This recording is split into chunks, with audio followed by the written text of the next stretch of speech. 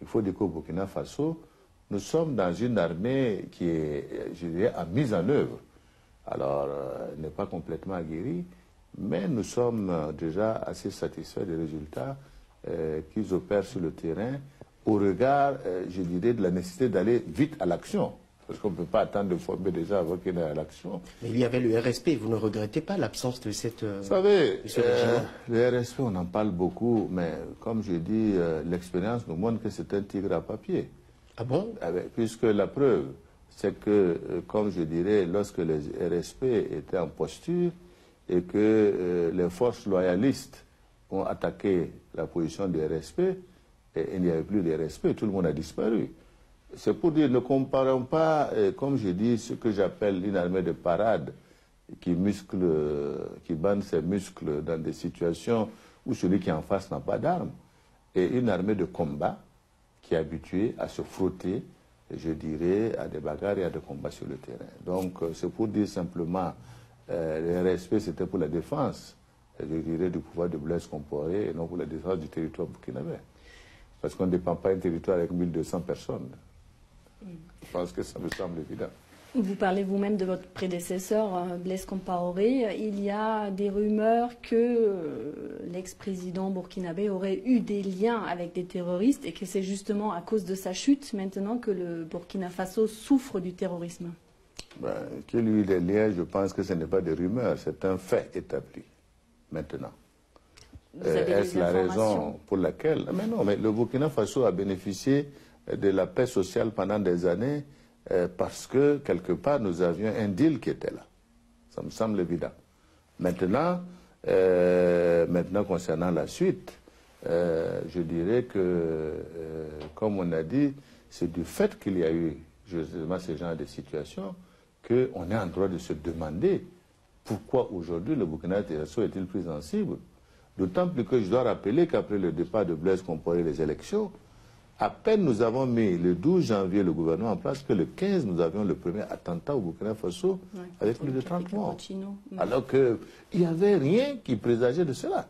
Et depuis lors, nous sommes dans une activité antiterroriste dont l'objectif c'est de nous empêcher de travailler. C'est tout. Est-ce que vous confirmez aussi à ce moment-là que des leaders terroristes sont venus chez vous, vous réclamer les voitures qu'ils avaient commandées à votre prédécesseur? Je confirme, puisque j'ai été touché dans ce sens lorsque je suis arrivé. Je ne suis pas au courant, j'ai dit non. J'ai dit non, je ne suis pas informé de ces commandes, donc par conséquent, vous pourrez aller réclamer ces voitures à qui de droit, qui est en Côte d'Ivoire.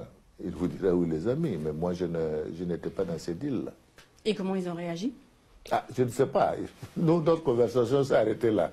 Maintenant, comment ils ont réagi, je ne peux pas donner la suite. Ce qui est certain, c'est que nous sommes pris en tenaille aujourd'hui par un certain nombre de ces groupes. Et bon, nous, en tout cas, nous savons que le terrorisme n'a pas d'avenir et que ça mettra certainement un certain temps.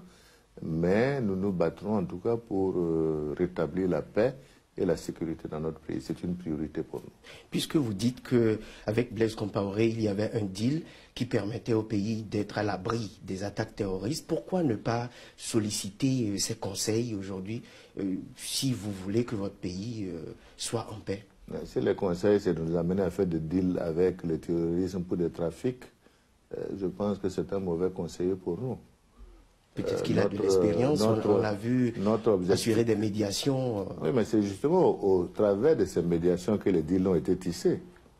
Alors, donc, je ne vois pas comment on peut demander à quelqu'un de vous expliquer, comme avec un voleur, vous pouvez vous entendre pour qu'il continue à voler d'autres et vous serez en paix. Je pense qu'il y a quand même une question d'éthique à avoir. Nous ne sommes pas opposés à un conseil de quelqu'un. Comme je vous l'ai dit, ce n'est pas nous qui avons mis Blaise Compaoré en dehors du Burkina Faso. Il est parti, je dirais, de lui-même suite à l'insurrection. Il est à Abidjan. S'il veut conseiller, il peut conseiller. Il reviendra peut-être au Burkina Faso. Mais nous avons dit, nous n'avons chassé personne. Celui qui veut revenir, il revient. Nous avons simplement dit, si vous avez des problèmes avec la justice, vous rendez à la justice, vous faites le point là-bas et vous continuez. Nous n'avons aucun problème. Mais comme je dis, depuis que Blaise Compaoré à Abidjan, les attaques se multiplient au Burkina Faso. je n'ai jamais entendu Blaise Compaoré qui a fait une déclaration à l'attention de son peuple pour l'encourager, pour estimer que les actions sont mauvaises. Ça vous manque? Non, je ne sais pas que ça me manque, mais je trouve que humainement, quand on est un ancien chef d'État, on se préoccupe de l'avenir de son pays et de son peuple.